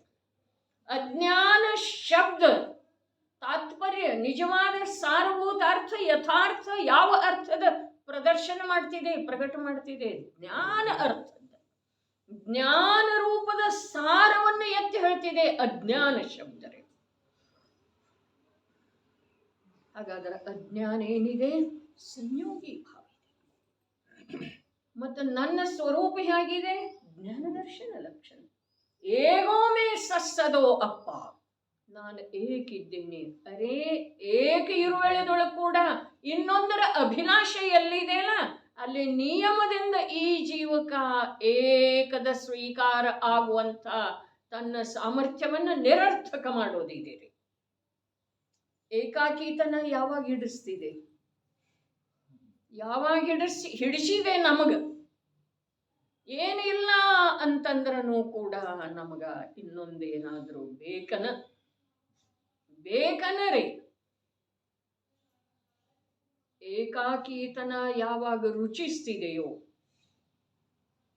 ಸಂಯೋಗ ಯಾವಾಗ ಭಾರರೂಪ ಅನ್ನಿಸ್ತಿದೆಯೋ, ಆವಾಗ ಈ ಜೀವದ ಏನಾದರೂ ಉಜ್ವಲ ಭವಿಷ್ಯದ ಗಂಧ ಶುರುವಾಗ್ತಿದೆ.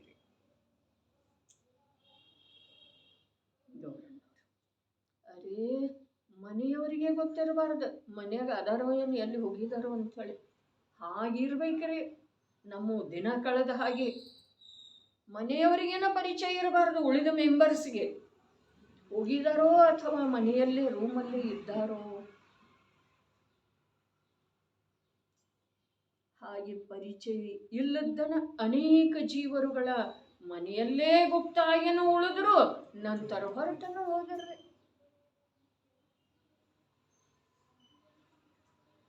ಭರತೇಶ ಎಲ್ಲಿದ್ದ? ಚಕ್ರೇಶ ಎಲ್ಲಿದ್ದ? 6 ಖಂಡದ ವೈಭವದ ಮಧ್ಯದೊಳಗೆ 96 ಸಹಸ್ರ ರಾಣಿಯರ ಭೋಗ ವಿಲಾಸದಲ್ಲಿ ಇರುವಳದೊಳಗೂ ಕೂಡ ನಿಸ್ಸಂಗ ಇರ್ತರಿ. ಈ ಭೇದ ಜ್ಞಾನದೊಳಗ ಅವನೇ ಮೊದಲಿಗ, ಈ ಕಾಲದಲ್ಲಿ ಅವನೇ ಮೊದಲಿಗ, ಅವನಂಥ ಇನ್ನೊಬ್ಬ ಯಾವೂ ಆಗಲಿಲ್ರಿ.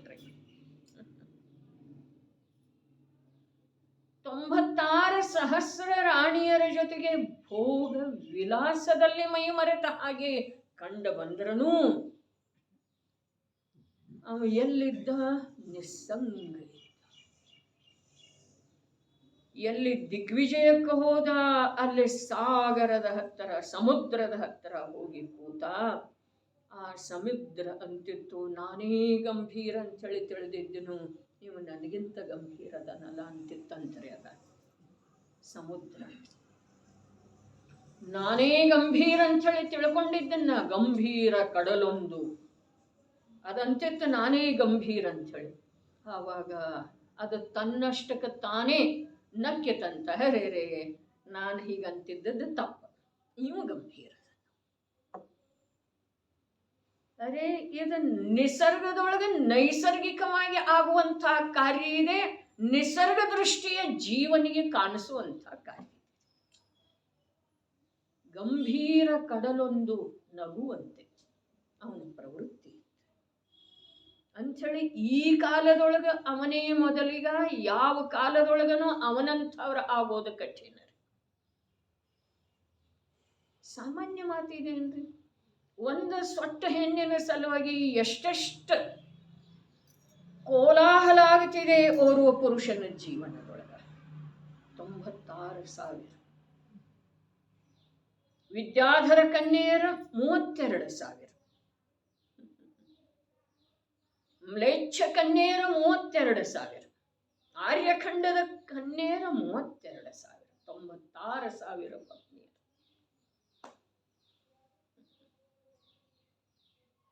ಅದರ ಬಗ್ಗೆ ಸ್ವಲ್ಪ ತಿಳ್ಕೊಳ್ಳೋದಿತ್ತು ಅಂತಂದ್ರೆ ಆ ಭರತೇಶ ವೈಭವದ ಆದಿ ಅಂತ್ಯದ ಪದ್ಯಗಳ ಮೇಲೆ ಅಪ್ಪಾಜಿ ಬರೆದಿದ್ದಾರಲ್ಲ, ಅದನ್ನು ಓದ್ಬೇಕು.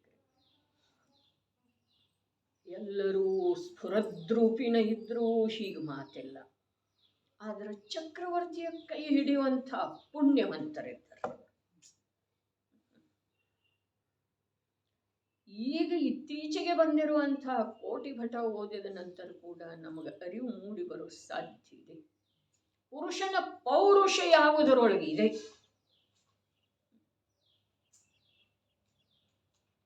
ಪುರುಷ ಅಂತ ಹೇಳಿ ಹೆಸರು ಯಾಕೆ ಬಂತವನಿಗೆ? ಜೈನ ಸಾಹಿತ್ಯದಲ್ಲೇನ ಸಿಗೋದ್ರಿ. ಇದನ್ನು ಬಿಟ್ಟು ಅದಕ್ಕೆ ನೋಡ್ರಿ, ಅಧ್ಯಾತ್ಮದ ಮಾತ, ಪುರುಷಾರ್ಥದ ಮಾತ, ಕರ್ಮ ವಿಜಯಿ ಕಾಲ ವಿಜಯಿ ಆಗುವುದರ ಮಾತ ಜೈನಾಚಾರ್ಯರು ಏನು ಹೇಳಿದ್ರು ಅದನ್ನು ಯಾರೂ ಹೇಳೋದ ಸಾಧ್ಯ ಇಲ್ಲ. ಯಾಕಿಲ್ಲ ಅಂತಂದ್ರೆ ಆತ್ಮಜ್ಞಾನ ಹಿ ಜ್ಞಾನ ಹೇ ಶೇಷ ಸಬ ಅಜ್ಞಾನ, ವಿಶ್ವ ಶಾಂತಿ ಕಾ ಮೂಲ ಹೇ ವೀತರಾಗಲಿ. ನಮಗೆ ಶಾಂತಿ ಬೇಕಾಗಿತ್ತು. ನಮ್ಮ ಸಂಯೋಗದಲ್ಲಿರೋವರಿಗೆ ನಾವು ಶಾಂತಿಯನ್ನು ಕೊಡೋದು ಸಾಧ್ಯ ಇತ್ತು ಅಂತಂದ್ರೆ ಬಸ್ ಒಂದೇ ಮಾಡೋದಿದೆ ಭಾಲಚಂದ್ರಬಾಯಿ, ಏನ ವೀತರಾಗ ವಿಜ್ಞಾನದ ಆರಾಧನೆ. ನಾವು ಶಾಂತಿಯಿಂದ ಜೀವಿಸೋದಿತ್ತು, ನಮ್ಮ ಸಂಯೋಗದವರಿಗೆ ಶಾಂತಿಯನ್ನು ಕೊಡೋದಿತ್ತು. ಅರೆ ಧನದಿಂದ ಅವ್ರು ಕೇಳಿದ್ದನ್ನು ತಂದು ಕೊಡುವುದರಿಂದ ಅವರು ಶಾಂತ ಆಗೋದಿಲ್ರೇ, ಯಾವಾಗೂ ಶಾಂತ ಆಗೋದಿಲ್ಲ. ನದಿಗಳ ಸಂಯೋಗದಿಂದ ಸಮುದ್ರ ಯಾವಾಗ ಶಾಂತ ಆಗ್ತಿದೆ? ಅಗ್ನಿ ಇಂಧನದ ಸಂಯೋಗದಿಂದ ಅಗ್ನಿ ಯಾವಾಗ ತೃಪ್ತ ಆಗ್ತಿದೆ? ಇಲ್ಲವೇ ಇಲ್ಲ. ಸಂಯೋಗದಲ್ಲಿರೋವರಿಗೆ ನಿಜವಾಗಿ ಶಾಂತಿ ಸುಖವನ್ನು ಕೊಡೋದಿತ್ತು ಅಂತಂದ್ರ ಸದಾ ಸುಖದಾಶ್ರೀ ಹೇಳಿದಾರಲ್ಲ, ಅದೇ ಮಂತ್ರ ನಮ್ಮದಾದೇಶ. ಏನ? ನಾನು ಇಷ್ಟೇ ಮಾಡೋದು ಸಾಧ್ಯ ಇದೆ, ಅನುಕೂಲ ಪುಣ್ಯ ಇಲ್ಲದೆ ಇರುವ ವೇಳೆದೊಳಗೆ ನಾನು ಏನೇ ಪ್ರಯತ್ನ ಮಾಡಿದ್ರೂ ಇದಕ್ಕಿಂತ ಅಧಿಕ ಗಳಿಸೋದು ಸಾಧ್ಯ ಇಲ್ಲ. ನಿಜವಾಗಿ ಎಲ್ಲಿ ಬೇಕಾಗಿದ್ದೀರಿ? ನಿನ್ನೆ ಹೇಳ್ತಲ್ಲ ಕರವಸ್ತ್ರದ ಮಾತು, ಅದೇ ಪ್ರಕಾರ ಅಂಗವಸ್ತ್ರದ್ದು ಕೂಡ ವಿಚಾರ ಮಾಡಿದರೆ ಎಷ್ಟು ಬೇಕಿದೆ ಬಬಿತಾ? ಎಷ್ಟು ಬೇಕಿದೆ? ಎಷ್ಟು ಬೇಕಿದವ್ರಿ ಅಂಗವಸ್ತ್ರ? ಒಂದು 50, 60, 80 ವರ್ಷದ ಜೀವನಕ್ಕೆ ವಸ್ತ್ರದ ಸಲುವಾಗಿ ಎಷ್ಟು ಧನ ಬೇಕಾಗಬಹುದು? ಕೊಡ್ಸೋಡಂಕಲ್ ವಿಚಾರ ಮಾಡಿ ಅಥವಾ ಲೆಕ್ಕ ಮಾಡಿ ನೋಡ್ರಿ. ನಿಮಗಂತೂ ಆ ಪ್ರಕಾರದ ಅಭಿಲಾಷೆ ಇಲ್ಲ. ಆದ್ರೆ ಸರ್ವೇ ಸಾಮಾನ್ಯ ವಿಚಾರ ಮಾಡಿದ್ರೆ ಅಷ್ಟ ಜೀವನಕ್ಕ ವಸ್ತ್ರದ ಸಲುವಾಗಿ ಧನ ಎಷ್ಟು ಬೇಕು? ಸಮಯ ಎಷ್ಟು ಹೋಗ್ತಿದೆ ಅವುಗಳನ್ನು ಓರಣವಾಗಿಡೋದು. ಮತ್ತ ಉಟ್ಕೊಳ್ಳೋ ವೇಳೆದೊಳಗೆ ಪರಿಧಾರಣ ಮಾಡುವ ವೇಳೆದೊಳಗೆ ಒಂದು ದೊಡ್ಡ ಚಿಂತೆ.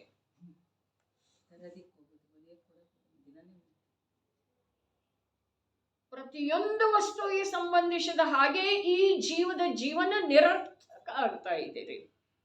ಬರೀ ನಿರರ್ಥಕ ಆದ್ರೆ ವರ್ತಮಾನ ಜೀವನ ನಿರರ್ಥಕ ಆದ್ರೆ ಅಡ್ಡಿ ಇಲ್ಲ, ಆದ್ರೆ ಭವಿಷ್ಯದ ಎಷ್ಟು ದುಃಖಕ್ಕೆ ಭದ್ರ ಬುನಾದಿ ಆಗ್ತಾ ಇದೆ. ಅದಕ್ಕೆ ಆ ಪರಿಗ್ರಹವೆನ್ನುವ ಪಾಪ ಏನಿದೆಯಲ್ಲ ಅದು ನಮಗ ತಪ್ಪಿ ಕೂಡ ಪಾಪ ಅಂತ ಹೇಳಿ ಅನ್ನಿಸ್ತಾನೆ ಇಲ್ಲ. ಪರಿಗ್ರಹವನ್ನು ಪಾಪ ಅಂತ ಹೇಳಿ ಹೇಳಿದವರು ಜೈನರು ಮಾತ್ರ. ಜೈನರಲ್ಲಿ ಇರುವಷ್ಟು ಪರಿಗ್ರಹ ಅನ್ಯರಲ್ಲಿ ಇಲ್ಲ. ಯಾಕಂದ್ರೆ ಪುಣ್ಯವಂತರದಾರ್ರಿ ಅವರ. ಪುಣ್ಯವಂತರು ಇರುವುದರಿಂದ ಜನರನ್ನ ಆರಾಧಿಸುವ ಪರಂಪರೆಯೊಳಗೆ ಜನ್ಮ ತಾಳಿದ್ದಾರೆ. ಅದಕ್ಕೆ ಒಂದ ಅಟ್ಟಿಸಿಕೊಂಡು ಯಾವ ರೀತಿ ಪುಣ್ಯ ಪಾಪಗಳ ಈ ಜೀವವನ್ನು ಮುಚ್ಚಿ ಹಾಕ್ತಾ ಇದ್ದವು. ನಾನ್ ಮೇಲೂ ಅನ್ಕೊಂತ ಆ ಪುಣ್ಯ ಪಾಪಗಳ ಈ ಜೀವವನ್ನು ಯಾವ ರೀತಿ ಮುಚ್ಚಾಕ್ತಾ ಇದೆ. ಇನ್ನು ಆ ಮಿಥ್ಯಾತ್ವ ಆ ಪುಣ್ಯ ಪಾಪಗಳನ್ನು ಯಾವ ರೀತಿ ಬ್ಯಾಲೆನ್ಸ್ ಮಾಡಿಕೊಂಡು ಇದೀರಿ. ಇದರದ್ದೆಲ್ಲ ನೋಡಿದರೆ ಈ ಜೀವರಾಜ ತನ್ನ ಬೆಲೆಯನ್ನು ಕಂಡುಕೊಳ್ಳೋದು ಯಾವಾಗ ಅನ್ನೋದ ನಿಜವಾಗಿನ ದಯನೀಯ ಮಾತು ಇದೆ. ಮತ್ತು ಪರಮ ಪ್ರಯತ್ನ ಈ ಸಮಯದಿಂದ ಮಾಡುವ ಮಾತು ಇದೆ. ಪ್ರಯತ್ನ ಮಾಡಲಿಲ್ಲ ಅಂತಂದ್ರೆ ಉಳಿಗಾಲ ಇಲ್ಲ. ನೋಡಿ ಇಲ್ಲೇನು ಹೇಳ್ತಾ ಇದ್ದರು, ಇಲ್ಲಿ ಹೇಳುವ ಮಾತಂತೂ ನಮ್ಮ ಇಂದಿನ ಈ ಯಾವ ಮನೋಭೂಮಿಕೆ ವಿಚಾರ ಸರಣಿ ಜೀವನ ಪದ್ಧತಿ ಇದೆ ಅಲ್ಲ, ಇದಕ್ಕೆ ಹೊಂದಿಕೊಂಡಿರುವಂಥ ನಮಗ ಇಲ್ಲಿ ಹೇಳುವ ಮಾತು ತಿಳಿದು ಬರೋದು ಬಹಳ ಕಠಿಣ ಇದೆ.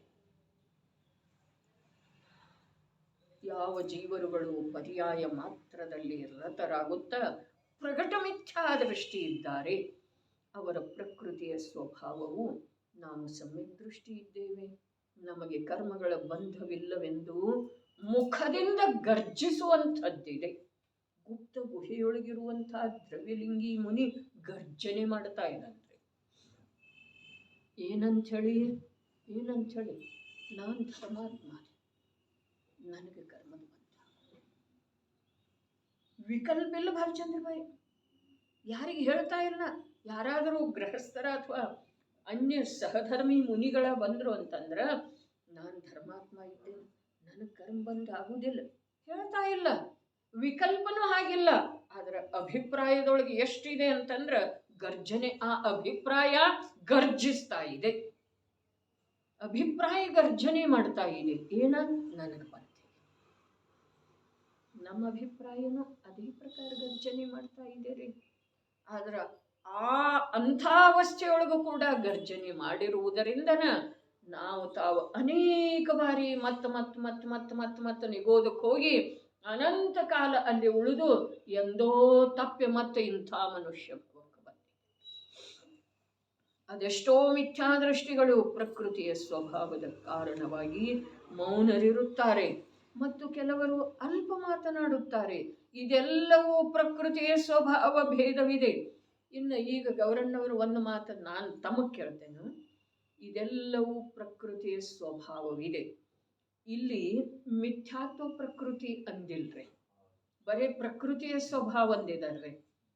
ಹಾಗಾದ್ರೆ ಧರ್ಮಾತ್ಮ ಅದಾರಲ್ಲ, ನಿಜವಾದ ಮುನಿ ಅದಾರಲ್ಲ, ಆತ್ಮ ಸಾಧನೆ ಮಾಡ್ತಾ ಇದಾರಲ್ಲ, ಸಮ್ಯಕ್ ದೃಷ್ಟಿ ಅದರಲ್ಲ, ಭರತೇಶನಂಥ ಪಂಚಮ ಅಥವಾ ಚತುರ್ಥ ಗುಣ ಸ್ಥಾನವರ್ತಿ ಆತ್ಮ ಸಾಧಕ ಸಮ್ಯಕ್ ದೃಷ್ಟಿ ಧರ್ಮಾತ್ಮರಿದ್ದಾರಲ್ಲ, ಅವರಲ್ಲೇ ಕೂಡ ಇವು ಯಾವ ಮೇಲಿನ ಕಾರ್ಯಗಳ ಕಾಣಿಸ್ತಾವಲ್ಲ ಅವು ಧರ್ಮದ್ದು ಅಲ್ಲ, ಅವು ಪ್ರಕೃತಿ ಸ್ವಭಾವದ.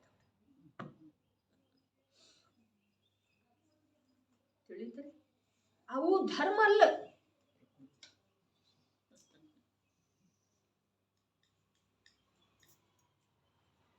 ಪ್ರಕೃತಿ ಅಂತ ಶಬ್ದ ಮಾತ್ರ ವಿಶೇಷ ಅನಿಸುತ್ತೆ, ಅದರ ಬಗ್ಗೆ ಚಿಂತನೆ ಮಾಡೋದು ಕಡಿಮೆ ಅನ್ಸುತ್ತೆ.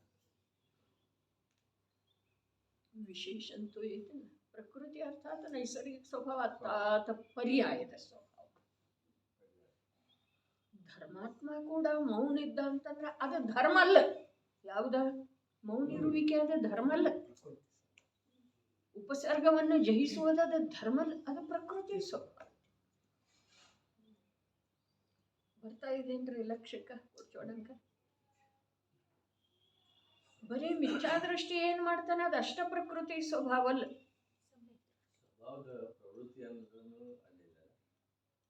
ಪರ್ಯಾಯದ ಸ್ವಭಾವ, ಪರ್ಯಾಯದ ಸ್ವಭಾವದ ಆ ಸಮಯದೊಳಗೆ ಅದೇ ಪ್ರಕಾರದ ಯೋಗ್ಯತೆ ಇದೆ ರೀ. ಅದರೊಳಗೆ ಧರ್ಮ ಇಲ್ಲವೇ ಇಲ್ಲ. ಹಾಗಾದ್ರೆ ಧರ್ಮ ಎಲ್ಲಿದೆ?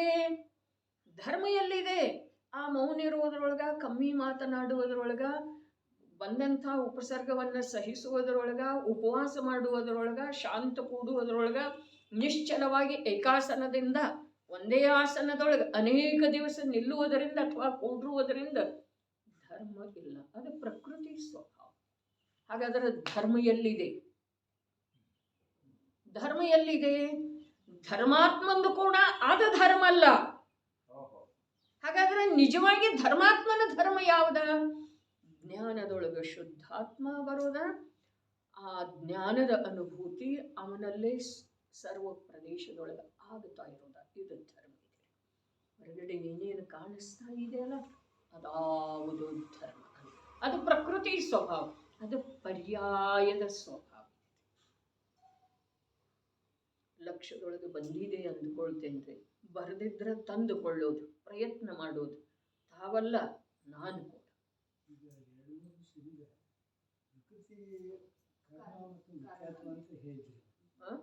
ಪ್ರಕೃತಿ ಕರ್ಮ ಮತ್ತು ಮಿಥ್ಯಾತ್ವ ಸ್ವಭಾವ ಅಂತ ಹೇಳಿ ಈಗ ಮಾಡ್ತಿದ್ದೆ. ಯಾಕಂದ್ರೆ ನೋಡ್ರಿ ಅಲ್ಲಿ ಈಗ ಅಲ್ಲೇ ನೋಡ್ರಲ್ಲ, ಯಾವ ಜೀವರುಗಳು ಪರ್ಯಾಯ ಮಾತ್ರದಲ್ಲಿ ರತರಾಗುತ್ತಾ ಪ್ರಕಟ ಮಿಥ್ಯಾ ದೃಷ್ಟಿ ಇದ್ದಾರೆ. ಇಲ್ಲೇನಾಯ್ತು, ಪರ್ಯಾಯದಲ್ಲಿ ರಥ ಇರೋದೇನಿದೆ ಅದು ಪ್ರಕಟ ಸ್ಪಷ್ಟ ಮಿಥ್ಯಾ ದೃಷ್ಟಿ ತನ ಇದೆ. ಇದು ಒಂದು ವಾಕ್ಯರೇ. ಇಲ್ಲೇನಾಯ್ತು, ಪರ್ಯಾಯದೊಳಗೆ ರಥ ಇರೋದು, ಮಗ್ನ ಇರೋದು, ಇದು ಮಿಥ್ಯಾ ದೃಷ್ಟಿ. ಪರ್ಯಾಯ ಅರ್ಥಾತ್ ಯಾವುದು ಕರ್ಮದಿಂದ ಪ್ರಾಪ್ತ ಆಗಿದೆಯೋ, ಕರ್ಮದ ನಿಮಿತ್ತದಿಂದ ಪ್ರಾಪ್ತ ಆಗಿದೆಯೋ ಅದು ಪರ್ಯಾಯರಿ. ಅಲ್ಲಿ ಮಿಥ್ಯಾ ದೃಷ್ಟಿ ಅಪೇಕ್ಷಾದಿಂದ ಕಥನ ಮಾಡಿದ್ರ ಅವರು ಪರ್ಯಾಯದೊಳಗೆ ಏನದರು, ರಥ ಅದರು. ಇದು ಒಂದು ಮಾತಾಯ್ತು. ಮುಂದೆ ನೋಡ್ರಿ, ಅದೆಷ್ಟೋ ಮಿಥ್ಯಾ ದೃಷ್ಟಿಗಳು ಪ್ರಕೃತಿಯ ಸ್ವಭಾವದ ಕಾರಣವಾಗಿ ಮೌನವಾಗಿರುತ್ತಾರೆ ಮತ್ತು ಕೆಲವರು ಅಲ್ಪ ಮಾತನಾಡುತ್ತಾರೆ. ಇಲ್ಲಿ ಪೂರ್ಣ ವಿರಾಮ ಐತೇನಿಲ್ರಿ? ಆಗೈತೇನಿಲ್ರಿ? ಹಿಂದಿ ಒಳಗೆ ಐತೇನಿಲ್ರಿ ಪೂರ್ಣ ವಿರಾಮ? ಏನೈತಿ?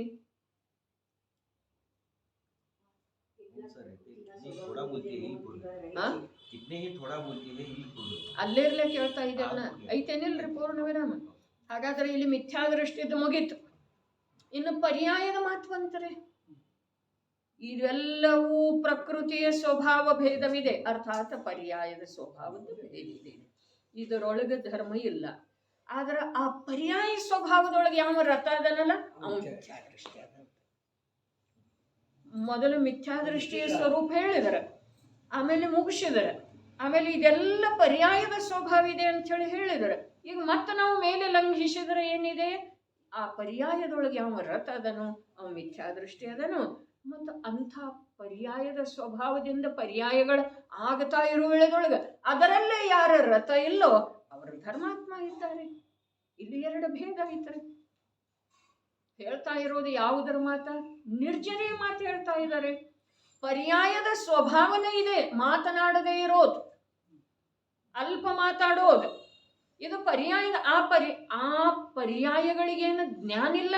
ಇವು ಧರ್ಮಾತ್ಮ ಅದನು, ಇವನಲ್ಲೇ ನಾನು ಇರಬಾರ್ದು, ಇವು ಮಿಥ್ಯಾದೃಷ್ಟಿ ಅದನು, ಇವನಲ್ಲೇ ನಾನು ಇರಬಾರ್ದು. ಪರ್ಯಾಯ ಎಂದಿನಿಂದ ನಿಶ್ಚಿತ ಅದವ್ರೆ? ದ್ರವ್ಯ ಎಂದಿನಿಂದ ಇದೆಯೋ ಅಂದಿನಿಂದ ಈ ಸಮಯದೊಳಗೆ ಈ ಪರ್ಯಾಯ ಅಂತೇಳಿ ನಿಶ್ಚಿತ ಇದೆ ರೀ. ಯಾರು ಮಾಡಿದ್ರು? ಅದರದ ಸಹಜ ಸ್ವಭಾವ ಇದೆ. ಹಾಗಾದ್ರೆ ಪರ್ಯಾಯದೊಳಗೆ ನಾನು ಅಂಥೇಳಿ ಯಾವ ಮನ್ನಿಸಿಕೊಂಡು ಮುಳುಗಿದನೋ ಅವ ಮಿಥ್ಯಾದೃಷ್ಟಿ ಅದನು. ಪರ್ಯಾಯವನ್ನು ಪರ್ಯಾಯ ಅಂಥೇಳಿ ಯಾವ ತಿಳಿದಿದನು ಸಮ್ಯಕ್ ದೃಷ್ಟಿ ಅದನು, ಧರ್ಮಾತ್ಮ ಅದನು. ಅತ್ಯಂತ ಸ್ಪಷ್ಟ ಆಯಿತು ಅನ್ನಿಸ್ತಿದೆ. ಇನ್ನೂ ಬೇಕಿದ್ರೂ ಆಗಬಹುದ್ರಿ. ಇದೆಲ್ಲವೂ ಪ್ರಕೃತಿಯ ಸ್ವಭಾವ ಭೇದವಿದೆ. ಇದರಲ್ಲಿ ಪರಮಾರ್ಥವಂತೂ ಯಾವುದೂ ಇಲ್ಲ. ಬಹಳ ಅದ್ಭುತ ಕಥನೆ ಇದೆ ರೀ. ಮಹಾಭಾಗ್ಯದಿಂದ ಈ ಪ್ರಕಾರ ಆ ಶಬ್ದದ ವಿಷಯವನ್ನ ಅಥವಾ ಭಾವವನ್ನ ತಿಳ್ಕೊಳ್ಳುವ ಪ್ರಯತ್ನ ಮಾಡೋದು ಇದು ಮಹಾಭಾಗ್ಯದ ಮಾತಿದೆ. ಓದಿ ಹೋಗೋದು ಅನೇಕರು ಓದಿದ್ದಾರೆ, ಆದರೆ ಈ ಪ್ರಕಾರದ ಅರ್ಥ ಎಷ್ಟು ಜನ ತಿಳ್ಕೊಂಡಿದ್ದಾರೋ ಅನ್ನೋದು ಗೊತ್ತಿಲ್ಲ. ಆದರೆ ನಮ್ದು ಪರ್ಯಾಯದ ಸ್ವಭಾವ ಆಗಿದೆ ನೋಡಿ. ಈಗ ತಿಳ್ಕೊಳ್ಳುವಂಥದ್ದು ನಮ್ದು ಪರ್ಯಾಯದ ಸ್ವಭಾವ ಇದೆ. ಅರೆ ಭಾಗ್ಯದಿಂದ ಸಿಕ್ಕಿದೆಪ್ಪ, ಭಾಗ್ಯದಿಂದ. ಒಂದು ಸ್ವಲ್ಪ ಕಲ್ಪನಾ ಮಾಡೋದು, ವಿಚಾರ ಮಾಡಿ ಹಿಂದೆ ಹೊರಳೋದು, ವಿಪರೀತತೆಗೆ ತೆರಳೋದು.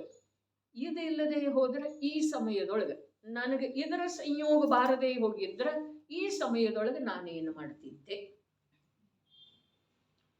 ಈ ಸಮಯದೊಳಗೆ ಇದರ ಸಂಯೋಗ ಬಾರದೆ ಹೋಗಿದ್ರೆ, ನನ್ನ ಪ್ರಕೃತಿ ಸ್ವಭಾವದೊಳಗೆ ಇದರ ಸಂಯೋಗ ಬಾರದೆ ಹೋಗಿದ್ರೆ ನಾನು ಈ ಸಮಯದಲ್ಲಿ ಯಾವ ಕಾರ್ಯದಲ್ಲಿ ಮುಳುಗಿರ್ತಿದ್ದೆ?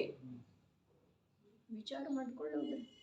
ಮಾಡಿದ ನಂತರ ನನ್ನ ಭಾಗ್ಯದ ಅರಿವು ನನಗೆ ಮೂಡಿ ಬರ್ತಿದೆ.